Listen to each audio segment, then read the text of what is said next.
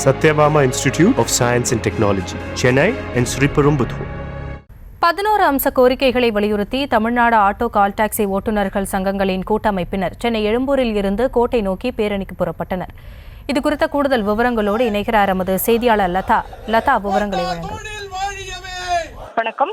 11 அம்ச கோரிக்கைகளை வலியுறுத்தி தமிழ்நாடு ஆட்டோ கால் டாக்ஸி ஓட்டுநர்கள் கூட்டமைப்பினர் 500க்கும் மேற்பட்டோர் கோட்டையை நோக்கி முற்றுகையிடக்கூடிய அந்த பேரணியில் ஈடுபட்டு இருக்காங்க.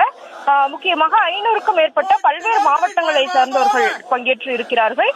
இவர்களுடைய முக்கியமான கோரிக்கைகள் என்ன அப்படின்னா, 12 ஆண்டுகளாக மாற்றப்படாமல் இருக்கக்கூடிய ஆட்டோ மீட்டர் கட்டணத்தை உடனடியாக உயர்த்த வேண்டும். அதே போல அரசு அலுவலகங்களில் சொந்த பயன்பாட்டு வாகனங்களை வாடகைக்கு விடுவோர் மீது கடுமையான நடவடிக்கை எடுக்க வேண்டும். இதுபோன்று வாடகைக்கு விடுவதால் அரசுக்கு வருவாய் இழப்பு ஏற்படுகிறது என குறிப்பிட்டும், அதே போல மேக்ஸி கேப் வாகனங்களுக்கு அது முறைப்படுத்தி அனுமதிக்க வேண்டும். அதே போல பார்த்தோம்னா, தமிழ்நாடு அரசின் சார்பில் உருவாக்கப்பட்டிருக்கக்கூடிய ஆட்டோ கால் டாக்ஸி செயலியை உடனடியாக நடைமுறைப்படுத்த வேண்டும்.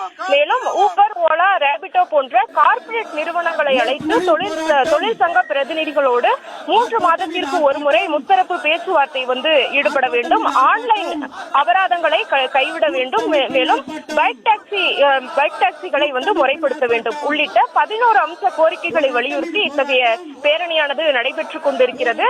முக்கியமாக பல ஆண்டுகளாக இந்த மாதிரியான போராட்டங்கள், இந்த கோரிக்கைகளுக்கான போராட்டங்கள் நடைபெற்று கொண்டிருக்கக்கூடிய சூழல்ல தற்பொழுது இன்றைய தினம் தலைமை செயலக அந்த கூட்டம் என்பது நடைபெற்றுக் கொண்டிருக்கிறது. இன்று அந்த போக்குவரத்து மானிய கோரிக்கை என்பது நடைபெறக்கூடிய சூழல்ல இத்தகைய போராட்டத்தை அவர்கள் முன்னெடுத்திருக்கிறார்கள்.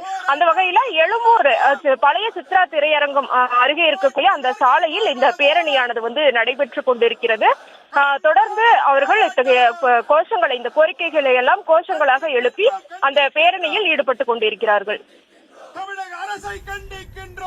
விவரங்களுக்கு நன்றி லதா.